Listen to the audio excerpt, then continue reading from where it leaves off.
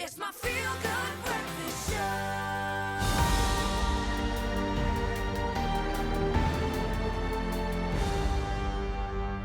Welcome back, everybody. You're still keeping it locked right here on your Feel Good Breakfast Show. Now, as we look ahead to Women's Day taking place this Sunday, it is so pertinent to shine a spotlight on the issues of gender-based violence and femicide that is the sad and scary reality facing many of our women in this country. It is being called the second pandemic, which has been intensified by the COVID-19 pandemic taking place right now. But joining us now via video call ahead of the Women's Month dialogue on gender-based violence that she will be leading tomorrow is the Deputy Minister of Sports, Recreation, Arts and Culture, Ms Nocawe Mafu. Thank you so much for joining us this morning.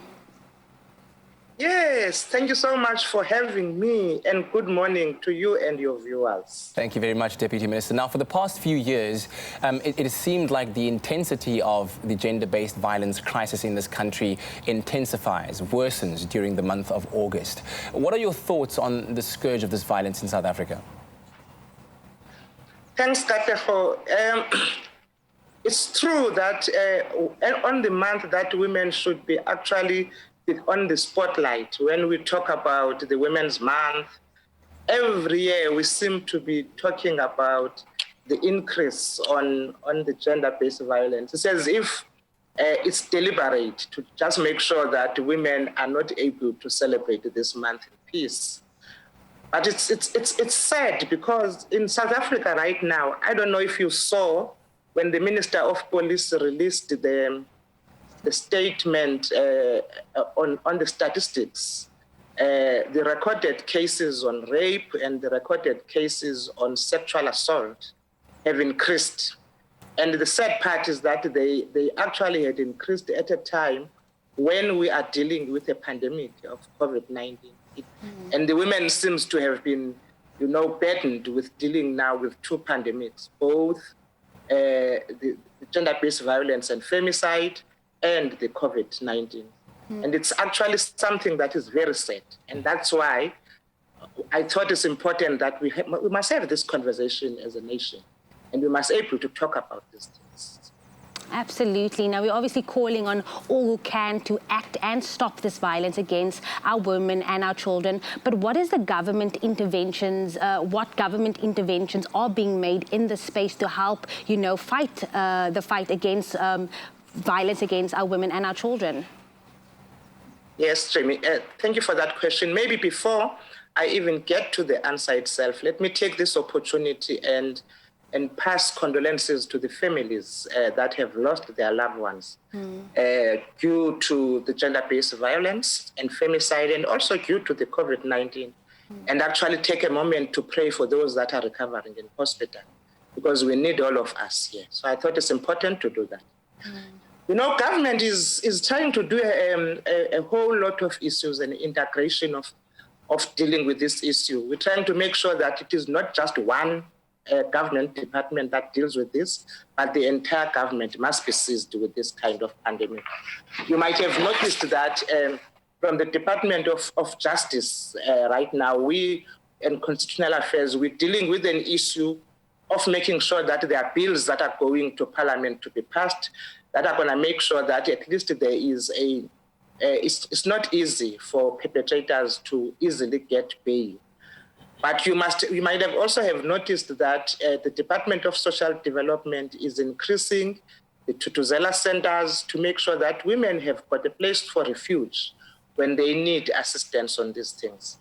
But also, you would have noticed that the Department of Police itself is increasing the police training and making sure that there are more police that are dealing with these kind of issues.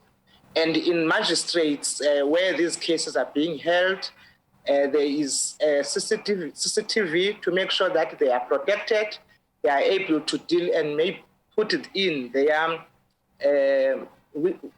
in the witness box without being scared or afraid. So there's a whole lot of issues that government is actually doing. There is even a family violence, child protection and sexual offences units now in the Department of Police that is specifically trying to deal with these cases.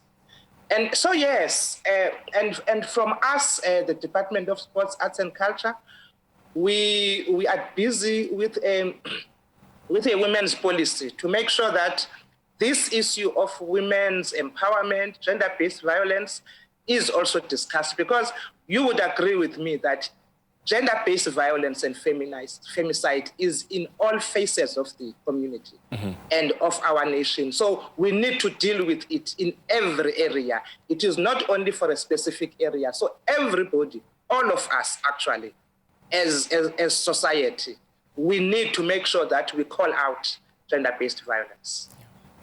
Well, Deputy Minister Nocawe Mafu, thank you very much for joining us this morning. It really is encouraging to hear of these varied interventions and, of course, the dialogue that will be taking place tomorrow. But, of course, as South Africans, I think we are at a point right now where, you know, past the conversations, we certainly want to see action being taken every single day so that we can look back on these days as a thing of the past and not a reality that our women and children have to deal with every single day. But we wish you all of the best with the important conversation and dialogue that you'll be having tomorrow. And once again, thank you very much for joining us this morning.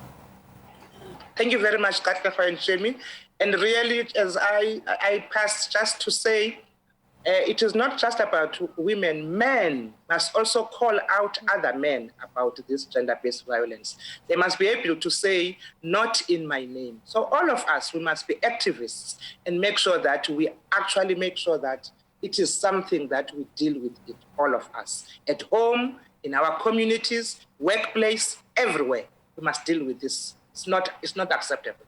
Yes, it's time to say enough is enough and keep everyone accountable. But of course, if you at home would like to participate in this live webinar dialogue, then email Patrick Letsatsi on patrickl@dsac.gov.za to get the login details sent to you.